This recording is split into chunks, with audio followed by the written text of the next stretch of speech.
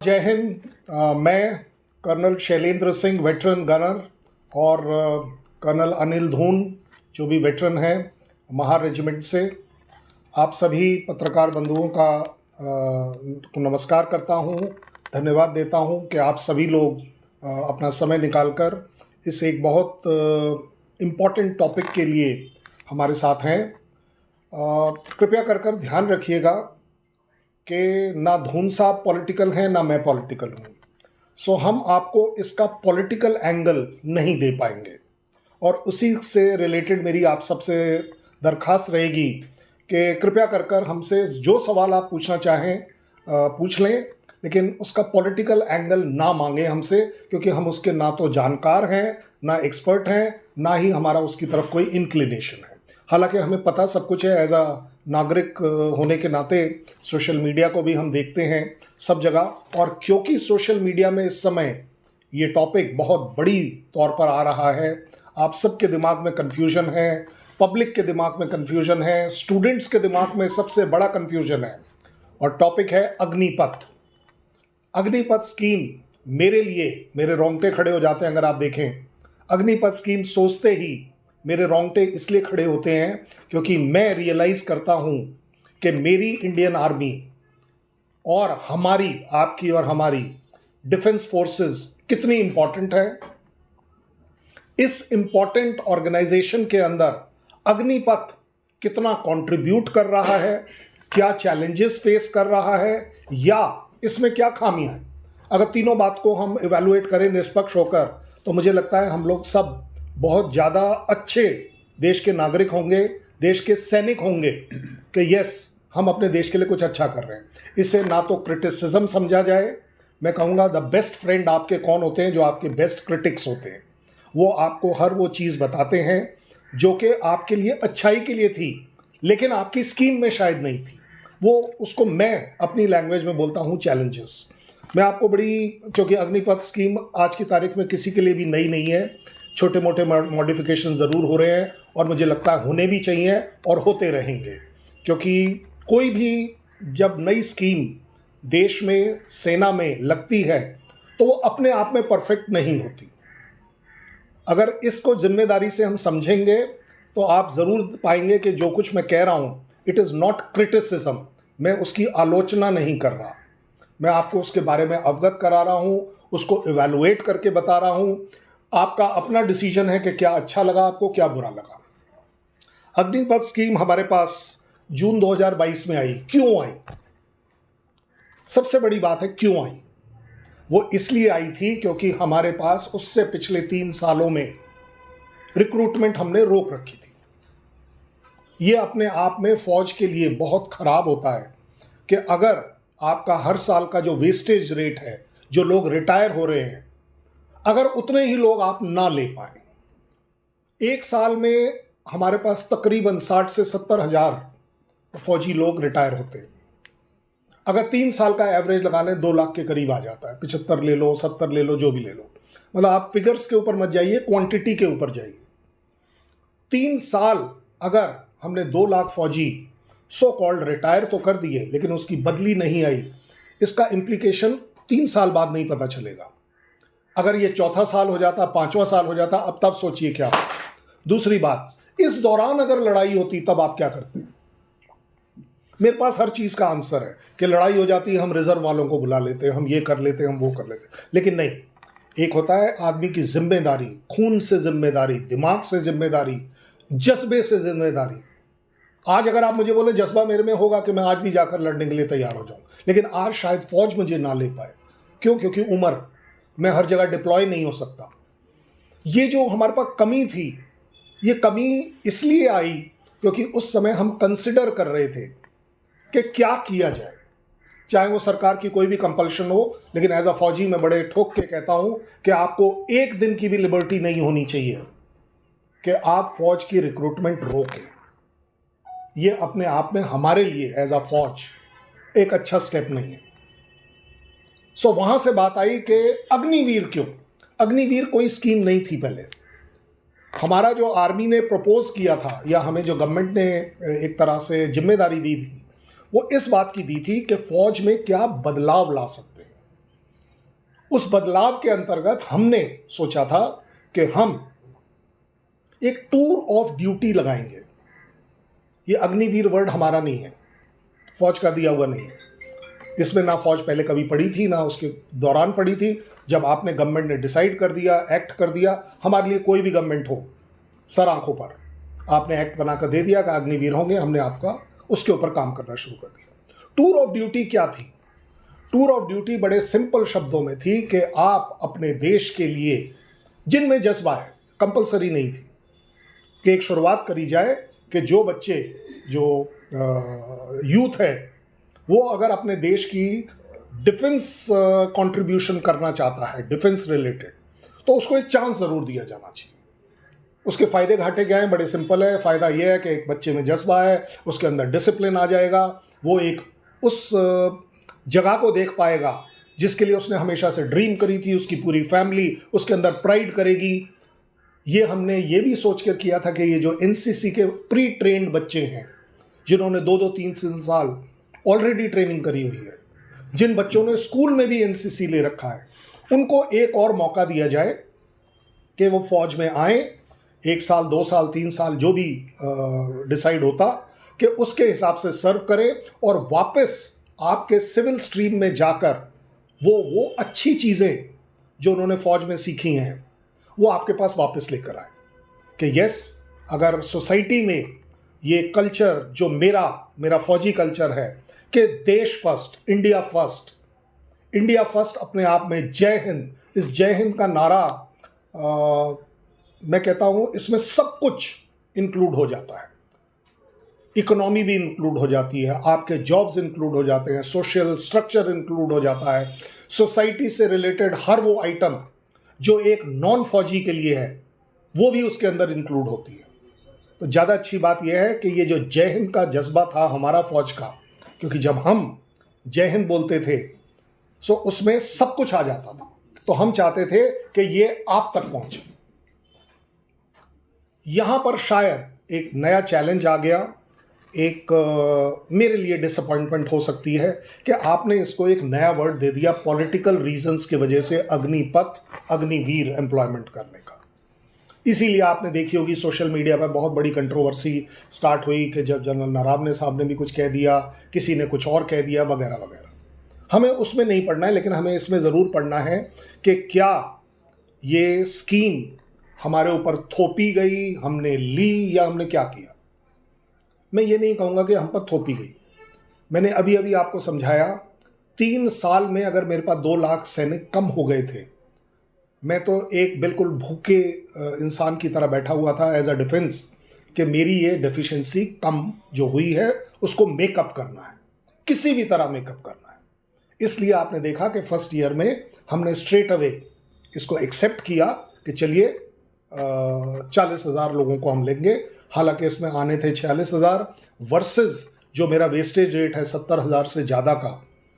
ये अपने आप में इम्बैलेंस है, लेकिन एट दैट टाइम हमारा जो एम होता है आर्मी में वो ये कभी नहीं होता कि हमारे पास क्या कम है। हम हमेशा ये देखते हैं हमारे पास जो है उसमें हमने काम कैसे करना है। सो यहाँ पर हम स्कोर कर गए। आपके क्रिटिसिज्म करने को क्रिटिसाइज कर सकते हैं कोई भी कि आपने ये लिया, एक्सेप्ट ही क्यों किया आर्मी ने।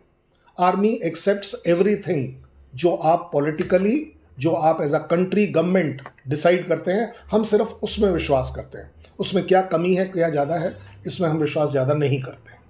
इसलिए आप देखते हैं कि इस पर भी कंट्रोवर्सी आई थी कि क्या उनकी अग्निवीर की तनख्वाह 10,000, 20,000, 30,000 क्या होनी चाहिए। It doesn't matter to us. आज भी अगर मैं कहूँ मेरी तनख्वाह कम है तो कोई गलत नहीं होगा। मेरी तनख्वाह कम है उन लोगों के मुकाबले में जिनके पास ज़्यादा है, लेकिन मेरे से नीचे भी काफ़ी सारे हैं जिनकी तनख्वाह मेरे से कम है। सो कंपैरिजन करना अपने आप में शायद गलत हो जाएगा, but at the same time इसमें कोई शक नहीं है कि अग्निवीर की तनख्वाह केम एज अ शॉक जब आई थी कि 20,000 रुपये। 20,000 रुपये मुझे लगता है अगर आज अपना गूगल कर देख लेंगे तो शायद डेली वेजेस भी इससे ज़्यादा है, एक मजदूर के डेली वेजेस। सो सबसे बड़ी बात यह है कि क्या अग्निवीर अपने आप में एक अच्छा प्रपोजल है या नहीं। ये आपका काम है इवैल्यूएट करना, ये मेरा नहीं है। मैं और मेरी फौज इवैल्यूएट सिर्फ ये करती है कि क्या मैं आप में से आए हुए उन बच्चों को एक अच्छा जिम्मेदार सैनिक और उसके अलावा एक अच्छा जिम्मेदार नागरिक बना पाऊंगा या नहीं। सो वहां से एक नया डिस्प्यूट शुरू हो गया कि ट्रेनिंग टाइम जो है, पीरियड जो है, वो कम है। मैं भी मान रहा हूं कम है।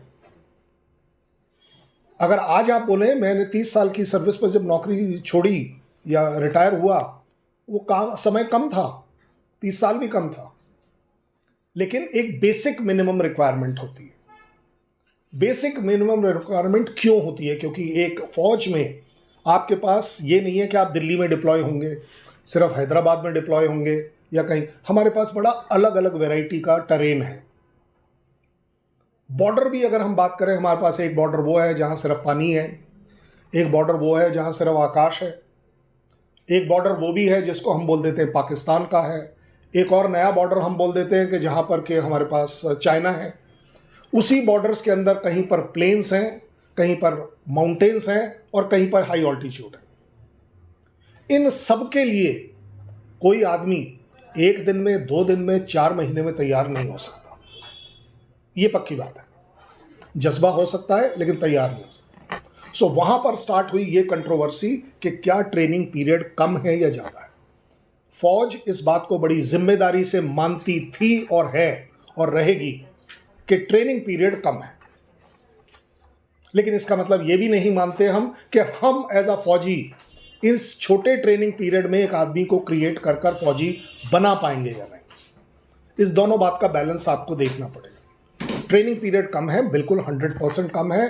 क्यों? क्योंकि उसका जो सर्विस पीरियड है वो कम है, इसलिए ट्रेनिंग पीरियड हमें चुभेगा। अगर मेरा आपको एग्जाम्पल एक बड़ा इसको अच्छे से इवैल्यूएट कर देख लीजिए। शॉर्ट सर्विस कमीशन एक अफसर 10 महीने की करता है, आईएमए वाली ट्रेनिंग 18 महीने की करता है, एनडीए वाली ट्रेनिंग 3 साल की करता है। मैं अगर एक स्टेप और आगे चला जाऊं, सैनिक स्कूल तक भी चला जाऊं बाई चांस, तो उसकी ट्रेनिंग उतनी और लंबी होगी शायद, कि वो 5वीं क्लास से आगे। लेकिन क्या आप बॉटम लाइन ये कभी बोल पाएंगे कि इन सारे अफसरों में कौन ज्यादा अच्छा है या कौन कम अच्छा है? लेकिन ट्रेनिंग पीरियड अपने आप में काम तब करता है जब आप इसका स्टैटिस्टिक्स को एनालाइज करते हैं कि यस, जिसको अच्छी ग्राउंडिंग ट्रेनिंग मिली है वो एक अच्छे लेवल पर शुरुआत में काम कर पाएगा। मुझे लगता है शायद अग्निवीर, अगर उसको कम ट्रेनिंग दी जा रही है, कम समय में ज़्यादा ट्रेनिंग दी जा रही है, तो शायद कहीं ना कहीं उसको तकलीफ आएगी। और अगर उसे तकलीफ नहीं आएगी तो जिस वो यूनिट में जाएगा उसको तकलीफ ज़रूर आएगी।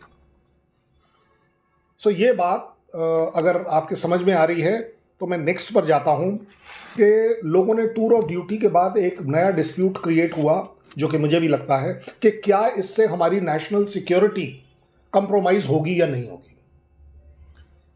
आपके अपने लिए है जज करने को। अगर आपका सोल्जर कम ट्रेंड है और जल्दी फौज से जाने वाला है वापस 4 साल में, तो आप अपनी नेशनल सिक्योरिटी को किस लेवल पर बढ़ा रहे हैं।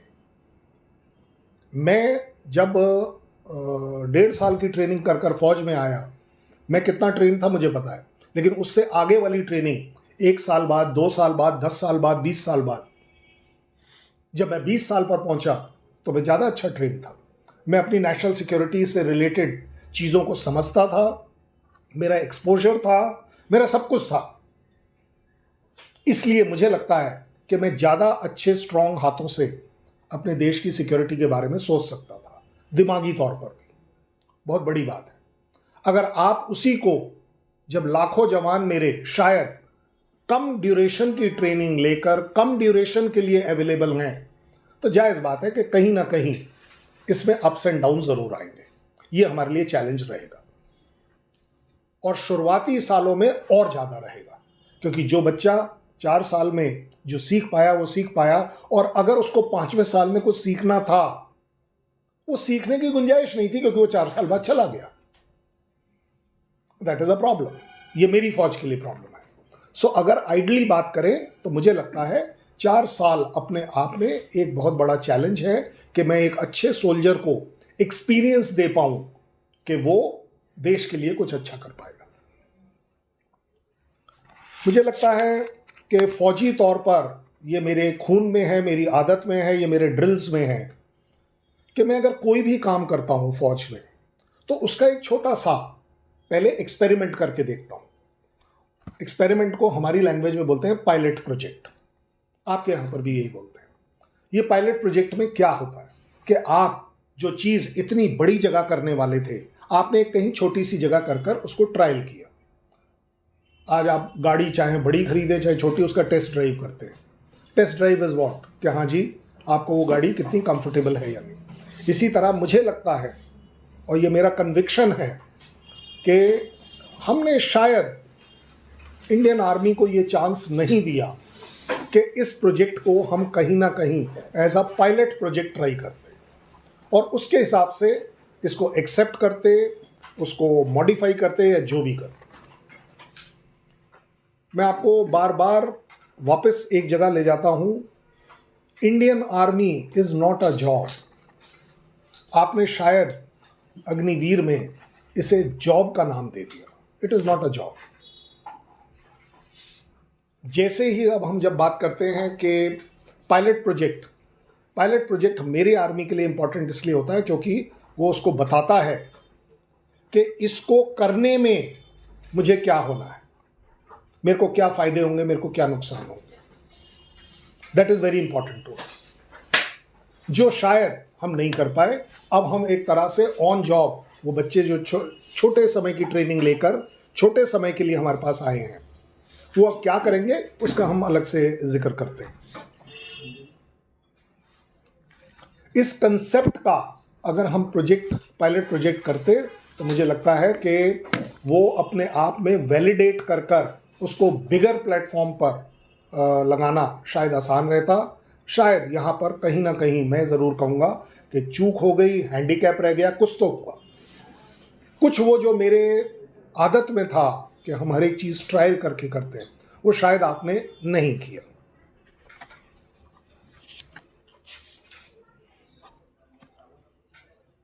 ओके, एक और बड़ी बात है कि अग्निवीर में पॉलिसी के मतलब ऐसा क्या तकलीफ है जो सोशल मीडिया पर इतना बुरी तरह से चल रहा है कि ये अच्छा है बुरा है, अच्छा है बुरा है। वैसे आपको एक बात बता दूं, सोशल मीडिया पे तो सिर्फ यही चल रहा है कि बुरा है बुरा है बुरा है और बुरा है, कितना बुरा है।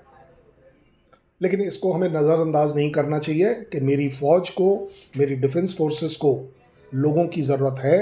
कल सुबेरे इसे रोकना और डैमेजिंग होगा।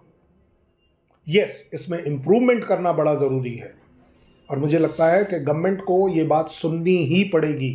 मे भी आज नहीं, 4 साल बाद जब आप सडनली देखेंगे कि एक और नया लॉट आ गया, आपकी तकलीफ तब बढ़ेगी।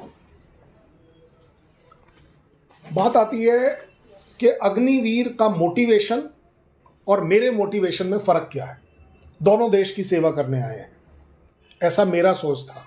आपने अनफॉर्चुनेटली आज इसमें एक नया एंगल ला लिया कि ये सिर्फ अग्निवीर के लिए तो जॉब था और मेरे लिए जज्बा था, because he has come only for a job. ये मेरे ख्याल एक बहुत बड़ा चैलेंज होगा गवर्नमेंट को कि आप इसको कैसे हैंडल करेंगे। और इसको हैंडल करने का मेरे पास इस समय और कोई तरीका नहीं है सिवाय इसके कि आपको इसके ऊपर एक अलग कमेटी बनानी पड़ेगी ऑन ग्राउंड। ये ऊपर ऊपर वाला काम नहीं चलेगा। जिस यूनिटों में लोग जाते हैं उस लेवल पर कि इनको क्या हम कर सकते हैं। एक सबसे बड़ा मोटिवेशन इवन अग्निवीर को जो शायद नहीं होगा, क्योंकि मैंने आपको बोल दिया वो जज्बे के लिए नहीं आया है फौज में, वो फौज में आया है नौकरी के लिए, क्योंकि आपने उसको नौकरी डिक्लेयर कर दिया है। वो सिर्फ नौकरी के लिए आया। तो अगर कोई आदमी नौकरी करता है तो वो क्यों करता है, उसके पीछे आ जाती है उसकी पे एंड अलाउंसेस। ये एक अपने आप में बहुत बड़ी बात है। दैट पे एंड अलाउंसेस अपने आप में एक बहुत बड़ा मोटिवेशन होता है एक आदमी को काम करने के लिए। गलती कहाँ हो गई कि आपने बोल दिया जब आपने इंट्रोड्यूस करी कि 20,000 रुपये, 20,000 रुपये आज अपने गूगल कर देख लीजिए, दिल्ली की मिनिमम वेजेस से भी कम थे। चलिए अब हमने उसको बढ़ाकर 30 कर दिया। Is 30 adequate? मैं अपनी तरफ से एक एक रुपया 30 के ऊपर ऐड करके देता हूं, मेरे अपनी सैलरी में से कटवा लीजिए। मैं देखना चाहूंगा कि कितने लोग अपनी जान देने के लिए, उस हार्श टरेन में सर्व करने के लिए, बार बार उस टरेन से चेंज होने के लिए आप क्या करेंगे? ज्वाइन करना पसंद करेंगे? मजबूरी में कोई अगर ज्वाइन कर रहा है, this is not a job, क्योंकि मुझे फौज में एज एम्प्लॉयज आप नहीं चाहिए। ये 30,000 rupees is a big challenge. आपको उसकी रिस्पेक्ट, शायद उसकी मिनिमम रिस्पेक्ट भी आप नहीं दे पा रहे। इससे भी और एक बड़ी बात है जो मैंने ये लिखे इसलिए है जिससे कि मुझे याद रहे कि आपको, कि इसमें आ जाता है नेक्स्ट इज एम्प्लॉयबिलिटी, जो कि अग्निवीर का इंटरेस्ट इन्वॉल्व है। 4 साल तक छोटी इनकम में काम कर रहा हूं क्योंकि मेरी मजबूरी थी। इसके बाद गवर्नमेंट ने बोला यहाँ हो जाएगा 25%, यहाँ हो जाएगा, वहाँ हो जाएगा, क्या हो जाएगा, बट 100% का कहीं कोई सोल्यूशन नहीं आया। यस, मैं मान लेता हूँ गवर्नमेंट की बात कि आपने कहा कि वो यंग एज में बाहर आ रहा है तो उसको बाकी ऑप्शंस अवेलेबल हैं, बट जहाँ भी वो जाएगा फिर स्टार्ट तो स्क्रैच से करना पड़ रहा है ना। उसने एक एग्ज़ाम क्रैक किया, सो कॉल्ड फिजिकल क्रैक किया, मेडिकल क्रैक किया, तब कहीं जाके वो अग्निवीर बना। अब आप उसे अगले दिन बोलेंगे कि चलिए जी बाहर, अब आप कुछ और ढूंढिए। I think this is not fair. इसमें शायद उसका मोटिवेशन लेवल कम हो जाएगा। गवर्नमेंट ही नहीं, इवन आर्म्ड फोर्सेस नीड कि यस उसकी रीसेटलमेंट करा कर दीजिए। क्यों? क्योंकि उसने अभी शादी करनी है, उसके बच्चे होने हैं, उसने अपने घर वालों को देखभाल करना है। ये भी अपने आप में मोटिवेशन को ज़रूर अफेक्ट करेगा। ज़्यादा बड़ी बात आ गई कि क्या अग्निवीर और मैं, अगर मैं एज अ फौजी सोल्जर हूँ, हम दोनों बराबर हैं या नहीं? क्योंकि मेरी फौज में ना मेरा कोई धर्म है, ना मेरी कोई जात है, ना कोई मेरी सैलरी है। हम सैलरी का भी कंपैरिजन कभी नहीं करते। ये तो आपके पास सिविल लाइफ में आने के बाद करना शुरू किया हमने कि हाँ जी मेरी सैलरी कितनी है, कि मेरे पेंशन कितनी है, कि क्या कितनी है। सो ये एक जो बराबरी का दर्जा है वो आप कैसे लेंगे? क्यों? क्योंकि आप मुझे बुलाते हैं सिपाही शैलेंद्र सिंह और मेरे पड़ोस बैठे अग्निवीर को बुलाते हैं अग्निवीर एसके सिंह। ये मेरे ख्याल मेरे लिए अच्छा नहीं है। मैं यूनिट लेवल की बात कर रहा हूँ, ऑपरेशनल लेवल की बात कर रहा हूँ, ग्राउंड से जुड़ी हुई बात कर रहा हूँ। मैं आपको बड़े अच्छे से बता सकता था कि स्ट्रैटेजिक लेवल पर, कंट्री लेवल पर, इंटरनेशनल लेवल पर, नहीं, ग्राउंड लेवल पर इक्वालिटी होनी बहुत ज़रूरी है। अगर ये कर्नल साहब हैं और मैं कर्नल साहब हूँ, या ये सिपाही हैं और मैं सिपाही हूँ, हमारी सैलरी एक होगी, ये हमने अपने आप सोचा हुआ है। 1 रैंक 1 पेंशन अपने आप में इसका एक बड़ा जीता जागता उदाहरण है। 1 रैंक और 1 पेंशन, उस रैंक पर एक ही पेंशन। तो भाई साहब जब मैं सर्व कर रहा था तो ये डिस्टिंक्शन क्यों? और इसका मैं आपको पर्सनल एक्सपीरियंस बता रहा हूं क्योंकि अब तो हमारा first lot of Agniveer regiments में आ गया है, मेरी रेजिमेंट में भी आया है। और जब हम उनसे बात करते हैं, जोश है क्योंकि वो हमने ट्रेनिंग के दौरान भर दिया, एनवायरनमेंट अच्छा है वो भी हमने भर दिया, वो मोटिवेटेड भी है कि चलो जी 30,000। लेकिन सर बड़ा नेचुरल ह्यूमन टेंडेंसी है कि दोनों हम सिपाही दोनों गन लेकर शायद कहीं खड़े हुए हैं और बातचीत में अगर वो अपने घर पे बता रहा है कि यार मेरी 50,000 सैलरी आई है, उसमें से 35,500 मैंने घर पे ट्रांसफ़र कर दी है, अब ये बात मुझे चुभेगी। क्यों? क्योंकि मैं कभी नहीं बोल पाऊंगा कि 30,000 रुपये मैं क्रेडिट कर रहा हूं। क्यों? क्योंकि मेरे 30,000 सैलरी में से 9,000 सरकार as a kind of PF बोल दीजिए, जो भी बोल दीजिए, उसने रोका हुआ है। 21,000 मुझे मिली है। कितनी भी कंजूसी करूंगा, 1,000 रुपये अपने ऊपर खर्च करके 20,000 अपने घर पर भेज पाऊंगा कि माँ बाप की सर्वाइवल हो जाए, मेरी बहन पढ़ ले। ये इनइक्वालिटी गवर्नमेंट को कहीं ना कहीं कंसिडर करनी पड़ेगी क्योंकि ये मोटिवेशन के खिलाफ जाता है। मैं तो कहता हूं ये ह्यूमन राइट के खिलाफ जाता है। ऐसा मेरा सोच है कि अगर हम दोनों काम एक जैसा कर रहे हैं, वर्दी एक जैसी पहन रहे हैं, खाना एक जैसा खा रहे हैं, क्योंकि कुक हाउस में खाना वही बनेगा, मुझे नहीं लगता कि शायद हम उसके साथ जस्टिस कर रहे हैं जिसकी तनख्वाह कम है। उससे भी और एक अल्टीमेट जिसको बोलते हैं, फौज में सबसे बड़ा जो प्राइड होता है हमें, वो इस बात का होता है कि मैं अपनी देश के लिए बिना सोचे समझे जान दे दूंगा। क्यों? ऐसा नहीं है कि मैं ये नहीं सोचता हूँगा कि क्यों। वो क्यों इसलिए क्योंकि मुझे मालूम है कि मेरे जाने के बाद मुझे एक अलग दर्जे की इज्जत मिलेगी, मेरी फैमिली को कोई लुक आफ्टर करेगा, सब कुछ करेगा। मुझे चिंता नहीं करने की जरूरत कि कल मेरे घर पर फांके पड़ेंगे। लेकिन अगर अग्निवीर को शुरुआत में ही पता है कि अगर मुझे कुछ हो गया, मुझे पैसे मिलेंगे, लेकिन क्या उतने मिलेंगे जो मेरे पड़ोस में बैठे हैं उनको भी उतने? ये मेरे ख्याल अगेन ह्यूमन राइट्स का वायलेशन है कि अगर दोनों ने जान दी तो दोनों को ट्रीट एज अ मार्टियर क्यों नहीं किया जा रहा? I think this is unfair. He needs it. मैं ये नहीं कह रहा हूं कि उसको इस वजह से ज्वाइन नहीं करना चाहिए। ज्वाइन कर लिया, बड़ी अच्छी बात है, लेकिन अगर किसी भी एक्सीजेंसीज में उसकी डेथ होती है, इससे ज़्यादा सुप्रीम सेक्रीफाइस कोई नहीं कर सकता। और अगर किसी को लग रहा है कि वो 44 लाख रुपीस हम दे देंगे, वो जो इसके बाकी जो 9,000 के हिसाब से उसमें 9,000 और डालकर हम दे देंगे, अगर उसे ये लगता है कि ये एडिक्वेट है, मैं चाहूँगा कि भगवान करे तेरी मौत आज हो जाए, तेरे को ये पैसा मिल जाए, तेरे को ये पैसा ज़रूर मिल जाए। मैं देखना चाहता हूँ कि कितने सो कॉल्ड डिसीजन मेकर इस बात पर एग्री करेंगे कि यस, मैं अपने बेटे को भेजने के लिए तैयार हूं। This is unfair is unfair, fair is fair. Okay, इससे भी एक और बड़ी बात आ गई। अब इनके साथ जाती होगी जो रेगुलर वाले हैं कि ये ग्लेशियर में बैठेंगे, ये हाई ऑल्टीट्यूड में भी बैठेंगे, ये माउंटेन्स में भी बैठेंगे, ये खाई में भी बैठेंगे, लेकिन अग्निवीर नहीं बैठेगा। क्यों भाई? एक ही रेजिमेंट के अंदर हम ये कैसे करेंगे? आप मेरे एज अ रेजिमेंटल सोल्जर इस प्रॉब्लम को समझने की कोशिश करिए कि कैसे हो सकता है कि जिस दिन चढ़ाई चढ़नी थी तो हम बोलेंगे चल शेर तू चढ़ ऊपर, मेरा तो बनता नहीं है। खाना एक जैसा खाएंगे, रहेंगे एक साथ, सब कुछ एक साथ। This is not fair. Again इनके साथ अब अनफेयर हो गए। हम फौज में कभी ये नहीं पूछते कहां जाना है, क्यों जाना है, सिर्फ बताया ये जाता है कल हम ग्लेशियर जा रहे हैं, इसके लिए ले की फ्लाइट कल सवेरे पकड़नी है। फटाफट अपना सामान लिया, डाला और चल पड़े।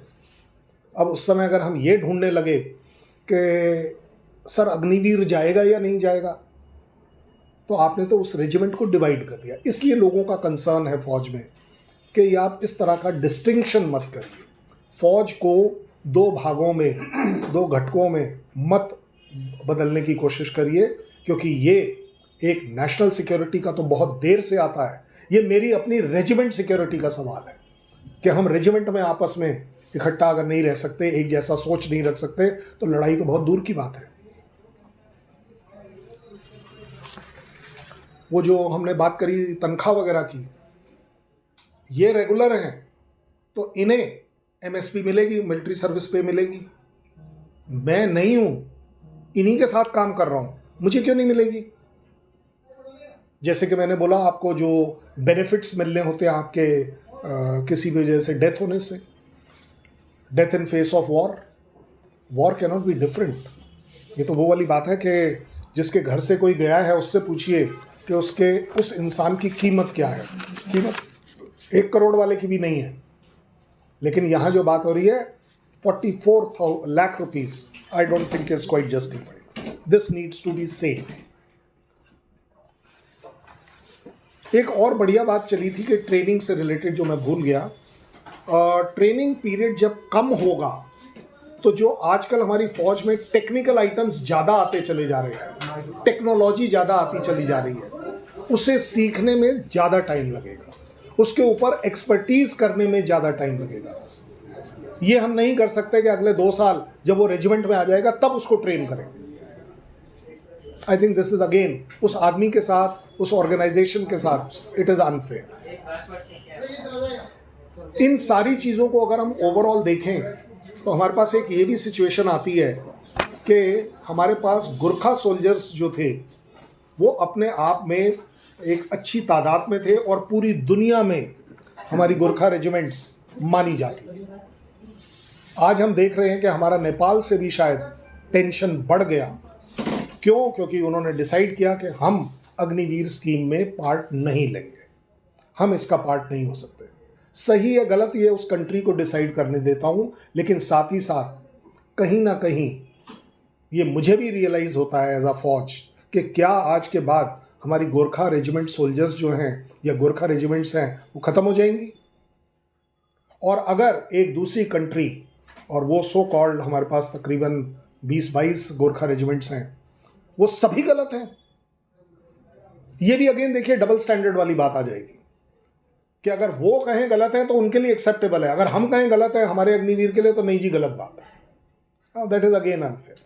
मुझे लगता है इससे ना केवल ग्राउंड लेवल पर एक फ्रिक्शन है, बट एक नेपाल और हमारे बीच में भी एक फ्रिक्शन है, क्योंकि ये वो सोल्जर्स थे जो हमें बिल्कुल कल्चरली बाइंड करके रखते थे।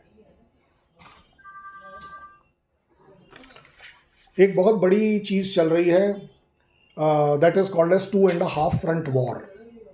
वो 2.5 फ्रंट क्या है? एक पाकिस्तान, एक चाइना और एक काउंटर इंसर्जेंसी। अब इन तीनों जगह के लिए एडवाइजरी ये है कि अग्निवीर नहीं जाएगा। Is it fair? जो आदमी जज्बे के साथ आया, is it fair to him also? जो इन तीनों सिचुएशन में जाएगा ही नहीं, तो जनाब आप ये बताइए कि मेरी जो डेफिशिएंसी है वो तो और बढ़ गई। क्योंकि अगर मैंने इन सारे अग्निवीर को दिल्ली में या पीस स्टेशन में रखना है तो दैट इज नॉट अगेन मेरा एम अचीव नहीं हो रहा। आप मेरी फौज के साथ ज्यादती कर रहे हैं।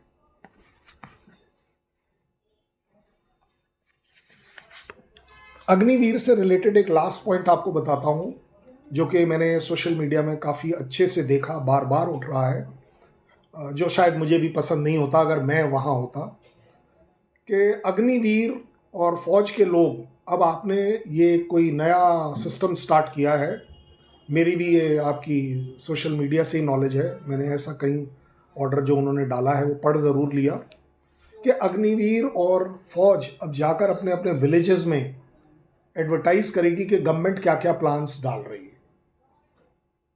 सेल्फीज भेजेगी, रिकॉर्डिंग्स भेजेगी, वहाँ पर एनजीओज के साथ काम करेगी डेवलपमेंट। जनाब ये मेरे खून के खिलाफ है।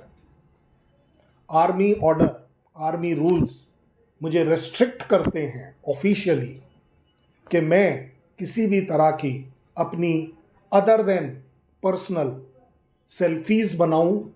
मतलब अब मुझे लग रहा है शायद फौज में हर चीज़ की सेल्फी बनानी पड़ेगी, कि मैं अटेंडेंस के लिए ऑफिस आया था नहीं उसकी भी सेल्फी बनाऊं। क्योंकि अगर मुझे आपको लिबर्टी दे रहे हैं तो ये आर्मी रूल हटाइए कि मीडिया से मेरा कोई इंटरेक्शन नहीं होना चाहिए। I hope you know this. मैं एज अ आर्मी मैन आपके साथ इंटरेक्ट नहीं कर सकता, वेटरन के तौर पर कर सकता हूँ, अलाउड नहीं है। क्यों? उसके लिए मुझे परमिशन आनी होती है और राइटिंग में आती है। अब आज आप बोलते हैं कि सेल्फी भी बना वाइल सर्विंग। अब वो सेल्फी कितनी सही थी या कितनी गलत, फिर आप मेरे ऊपर आर्मी ऑर्डर थोप देंगे कि नहीं तूने इस एंगल से क्यों, इस एंगल से क्यों नहीं बनाई। I think we are misusing. मैं पहले ही 10 महीने फौज में सर्व कर कर आ रहा हूँ, 2 महीने की छुट्टी। मुझे मेरे ऑलरेडी 10 प्रॉब्लम है, घर से रिलेटेड, ज़मीन से रिलेटेड, बच्चों से रिलेटेड। जी लेने दीजिए मुझे उस दौरान।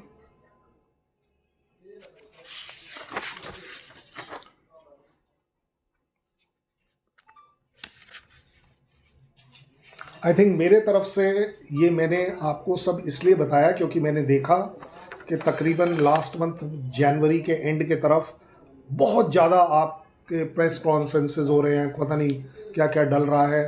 तो मैं एक क्लैरिटी ये ज़रूर दे दूं, कोई भी चीज़ सही नहीं होती, कोई भी चीज़ गलत नहीं होती, लेकिन किसी सही चीज़ में कुछ गलतियां हैं तो उसे एक्नॉलेज करने में, एक्सेप्ट करने में मुझे नहीं लगता कि कोई शर्म होनी चाहिए। हम उसे ठीक करने के लिए काम करने चाहिए, क्योंकि अगर इससे रिलेटेड ऐसा समझा जा रहा है तकरीबन 1.5 लाख बच्चे जिनको के अग्निवीर स्कीम से पहले सो कॉल्ड उनका क्लेम है कि सेलेक्ट किया गया था, उन्हें एक चांस ज़रूर उस समय मिलना चाहिए था या मिलना चाहिए अभी भी, अगर उनका एज अलाउड करता है, उनकी मेडिकल कैटेगरी अलाउ करती है कि उनके साथ ये जाति ना हो, कि जो अपने अपने घर में, क्योंकि आप सोचिए कितना बड़ा एक झटका लगा होगा कि किसी को बोल तो दिया आपने कि तू सेलेक्ट है, कल आ जाना, और कल पता चला कि ये सब नहीं हो रहा। I don't think this is fair to them. Government को इस चीज़ का ज़रूर ध्यान देना चाहिए और उसे एक सही दिशा में ले जाना चाहिए, क्योंकि अल्टीमेटली अग्निवीर जिस दिन डिक्लेयर हुआ 2022 में, उस दिन के बाद वाला है या उससे पहले वाला है? आपको उसके पहले वाले को कम से कम ऑप्शन तो देना चाहिए था। और मैं तो कहता हूं वो भी उसके ह्यूमन राइट्स के खिलाफ होगा शायद, अगर उसका सिलेक्शन आपने एक पर्टिकुलर टाइम पे किया था जब 4 साल की रेस्ट्रिक्शन नहीं थी, तो आपको उसको ज़रूर चांस देना चाहिए, ये उसका हक बनता है। मुझे नहीं लगता कि इससे ज़्यादा मैं आपको बता पाऊँगा निष्पक्ष होकर कि दोनों साइड्स में गुड और बैड में क्या फ़र्क है या आपको क्या लेना चाहिए। अगर आपका किसी का कोई सवाल है तो मैं कोशिश करूँगा या धुन साहब से रिक्वेस्ट करूँगा कि वो उसको आंसर कर पाए। सर ये सवाल है कि मतलब इसमें जो अग्निवीर जा रहे हैं फौज में, तो फौज का नहीं सर, उसका मतलब वो इसका विरोध कर रहे हैं। अगर वो इसका बड़े लेवल पे विरोध करेंगे तो मेरे ख्याल से कि भारत सरकार को भी दूसरी बार सोचना पड़ेगा। मैंने आपका सवाल बिल्कुल जायज़ है अपनी जगह, एज अ सिविलियन बात कर रहा हूँ। एज अ सिविलियन आप बिल्कुल ठीक बोल रहे हैं, ये सवाल आपकी तरफ से आ सकता है, लेकिन शायद आपने शुरुआत में मेरा एक जो ओपनिंग था वो नहीं सुना कि मैं फ़ौज में ये नहीं देखता कि आप मुझे क्या दे रहे हैं। मैं फ़ौज में सिर्फ ये देखता हूं कि जो मुझे दिया गया है मैं उसका इस्तेमाल कैसे करूं। डिमोटिवेट तो हो रहे हैं सर वो। नहीं, लेकिन आपका सवाल तो ये था कि फ़ौज वाला जिसके पास आप आए, मैं डिमोटिवेट नहीं होता हूं, क्योंकि जिस दिन मैं डिमोटिवेट हो गया तो जनाब आप इस सोफे पर नहीं बैठ पाएंगे, यहाँ पाकिस्तान का कोई जनरल आकर बैठा हुआ मिलेगा। मैंने इसीलिए आपको क्लैरिफाई किया सिर्फ इतना। देखिए, क्योंकि मैं इसको पॉलिटिकली आंसर नहीं कर पाऊंगा, लेकिन ये मेरे अपने खून में है कि जो आपने मुझे अग्निवीर दिया, चाहे वो रेगुलर वाला दिया या 4 साल वाला दिया, मैं अब इससे अपना सबसे अच्छा काम कैसे चला पाऊंगा, मैं सिर्फ इस पर कंसंट्रेट करता हूं। यस, आपका सवाल का अगर स्पेसिफिक जवाब दूं, इसका फीडबैक मैं भेजता हूं, और वो फीडबैक सिस्टम अभी भी चल रहा है कि हर यूनिट में, पहले तो ट्रेनिंग सेंटर में ट्रेनिंग बटालियन में जब आया उन्होंने फीडबैक दिया, उसके बाद जो यूनिट में गया वो यूनिट वालों ने फीडबैक दिया। हालांकि मैं अपनी यूनिट के बारे में सब कुछ जानता हूँ, वो एक अलग बात है, ट्रेनिंग सेंटर के बारे में, लेकिन ये बातें क्योंकि कॉन्फिडेंशियल होती हैं उसको हम ये नहीं बोल पाएंगे कि इसमें क्या चीज़ कैसे हुई। बट यस, ये मैं दावे से कह पाऊँगा कि इंडियन आर्मी कभी ये प्रोटेस्ट नहीं करेगी कि आप पॉलिटिशियन खराब हैं, आप डिफेंस मिनिस्टर अच्छे हैं या नहीं हैं, या आप किसको प्राइम मिनिस्टर बनाते हैं। ये मेरे परव्यू में नहीं होता फौज के। सो इसलिए कृपया कर कर एक्सेप्ट कीजिए कि इंडियन आर्मी, आप जो चीज़, अब आप एक बात बताइए, हमें कौन सा जहाज नहीं चाहिए? हमें चाहिए ना, लेकिन नहीं मिल पाता, टाइम लगता है, 10 साल 20 साल लग जाते हैं। So same goes for Agniveer. 3 साल हमारे पास नहीं थे लोग, हमें चाहिए थे हर हालत में। अब उसका डिस्प्यूट करने से अच्छा है कि मैंने पहले आपसे अग्निवीर ले लिए, उनको एक्सपेरिमेंट कर रहा हूँ, 4 साल एक्सपेरिमेंट करता रहूँगा, फीडबैक कंटिन्यूसली देता रहूँगा। अब ये आपकी भी तो जिम्मेदारी बनती है एज अ सिविल गवर्नमेंट कि आप क्या करेंगे। सर लेकिन ये जो नीति है 4 साल के बाद लड़के नौकरी से खत्म हो जाएंगे, उसके बाद तो भविष्य क्या होगा? वैसे सही अगर आप बात पूछे मेरे से, ये मेरे फौज का काम नहीं है कि मैं आपका भविष्य ये देखूं कि आपकी नौकरी कहाँ लगेगी, लेकिन मेरा काम है, मैंने अपने देश का भविष्य देखना है। ये आपकी जिम्मेवारी थी as a society, as a politician, as a government कि मैं आपसे मांग रहा हूं, आप मुझे दीजिए। अब अगर आपको लगता है कि नहीं 4 साल बाद बंदा बेरोजगार हो जाएगा, ये जिम्मेवारी आपकी है। लेकिन बीच में मैंने आपको ये भी बोला कि इंडियन आर्मी की ये इथॉस रही है कि हम अपने जवान की, अपने अफसर की, जेसीओ की लाइफ उसके रिटायरमेंट के बाद भी देखते हैं। ऐसा नहीं है कि हम वहीं रोक देते हैं। इसलिए हमारे पास एक डायरेक्टरेट है, तो हम बोलते हैं डायरेक्टरेट ऑफ रीसेटलमेंट। उसका फर्ज है, उसका कर्तव्य है, उसकी ड्यूटी है कि वो लोगों को नौकरी दिलाए, but it is not guaranteed नौकरी। जो जो जो सवाल आपने पूछा है 4 साल बाद वाला, तो यस, ये गवर्नमेंट का चैलेंज है, गवर्नमेंट को एड्रेस करना है। इसमें आप मेरे को जिम्मेदार नहीं कर पाएंगे, सिवाय मेरी मॉरल जिम्मेदारी कि मुझे अपने जवानों को नौकरी दिलवाना है जो रिटायर हो। सर एक सवाल इसमें उठता है, आप लंबे समय से फौज में आपने देखा चीजों को, या एक निराशा का भाव नहीं पैदा होगा युवाओं में फौज की तरफ जाने के लिए, अगर ये 4 साल का चीज रहता है? एक एज ए सिविलियन आप बताएं मुझे। नहीं, आप ये सवाल मेरे से एज अ सिविलियन मत पूछिए, मेरे से एज अ फौजी पूछिए तो मैं उसका फौजी लेकिन मैं क्योंकि आज सिविलियन हूं, मैं इस बात को जवाब दे सकता हूं, मुझे अलाउड है, मेरे ऊपर कोई रिस्ट्रिक्शन नहीं है। आपने कहा निराशा, मैं आपको गारंटेड बता पाऊंगा कि फौज में हमें निराशा नहीं है इस बात की कि आप जा रहे हैं, लेकिन हमें इस बात की ज़रूर, ये हमारा कंसर्न है कि जो मेरा जवान बाहर जा रहा है वो भटकेगा शायद, कि मैं अब क्या करूं, जिसके लिए मैं मॉरली रिस्पॉन्सिबल हूं कि मैं उसको एक सेफ जगह लेकर जाऊं या कुछ करूं। आज की तारीख में जो भी इससे रिलेटेड पॉलिसीज़ हैं, ये आपकी गवर्नमेंट पॉलिसीज़ हैं। मुझे लगता है ये सवाल आपको गवर्नमेंट से ज़रूर पूछना चाहिए कि यस, 4 साल बाद वो कहाँ जाएगा। गवर्नमेंट ने इसका पार्शली आंसर दिया है, लेकिन आपको फुल आंसर अभी तक नहीं मिला है, क्योंकि एज फार एज फौज इज़ कंसर्न हमें इस टॉपिक के ऊपर सोचना ही मना है, मैं तो ये कहूँगा। बट एज अ सिविलियन मैं आपको बोल रहा हूँ कि यस, आपका ये सवाल गवर्नमेंट के लिए ज़रूर जायज़ होगा।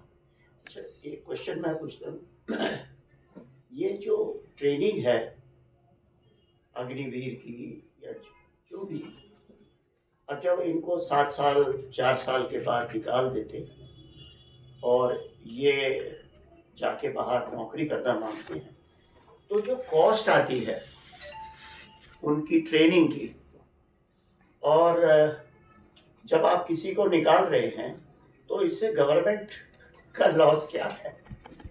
मैं एज ए टेक्निकल बात है, आप इसको जवाब दें ना दें कोई बात नहीं, लेकिन अप्रॉक्सीमेट ये बोल दे कि ये प्लस में है या माइनस में। मैं एक आदमी को ट्रेनिंग देता हूँ, चाहे वो किसी कंपनी में हो, कहीं पे भी हो, और फिर उसको 4 साल बाद निकाल देना, ये तो एक ट्रेनिंग का भी डिस्करेज है और उसको ठीक नहीं है। और दूसरा ये है कि उसकी कॉस्ट इतनी है, लेट अस से कि उसकी कॉस्ट 2 लाख रुपए आती है और आपने 4 साल ट्रेनिंग ली, जबकि उसने 20 साल 25 साल 30 साल काम कर, तो उसमें सरकार का, मिलिट्री का लॉस क्या? फौज निकालती है जिसको कि जो गलत कर गया हो। एक तो गवर्नमेंट की पॉलिसी हाँ, है। ये मैं आप समझिएगा जो मैं समझा रहा हूँ। मैं सिर्फ ये कह रहा हूँ, आप जब आए थे तो आप एक पर्टिकुलर स्कीम में एक टर्म्स एंड कंडीशंस के हिसाब से आए थे। शॉर्ट सर्विस ऑफिसर जब आता है तो उसे मालूम है कि मैंने 5 साल करनी है, उसके बाद मेरे में से 50% सेलेक्ट होंगे या नहीं होंगे। सर एक लास्ट क्वेश्चन है सर, जी। जैसे एज अ सिविलियन जो हमें लगता है, हमें स्टूडेंट्स को भी और हमें बाकी भी पत्रकारों को भी लगता है सर, एक कि सर जो एज सिविलियन की जब भी एक फौजी जाता है, जो उसको ट्रेनिंग AK-47 की या जो आधुनिक राइफल है या फिर स्टेन गन है सर, वो 4 साल के बाद उसको पूरी ट्रेनिंग हो जाएगी।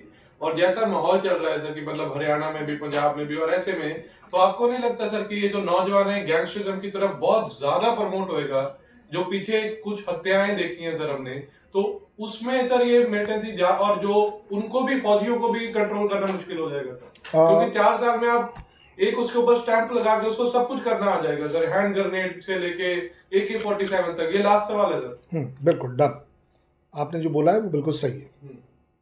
अगर आपके सवाल को मैं सीधे सीधे जवाब दूं कि यस, अगर एक सो कॉल्ड ट्रेंड सोल्जर जब सिविल में आएगा और अगर उसका दिमाग खराब हो रहा है और वो गैंगस्टर बनने के जा रहा है, तो उसको हथियारों की नॉलेज ज़रूर होगी, ये मैं मानता हूँ।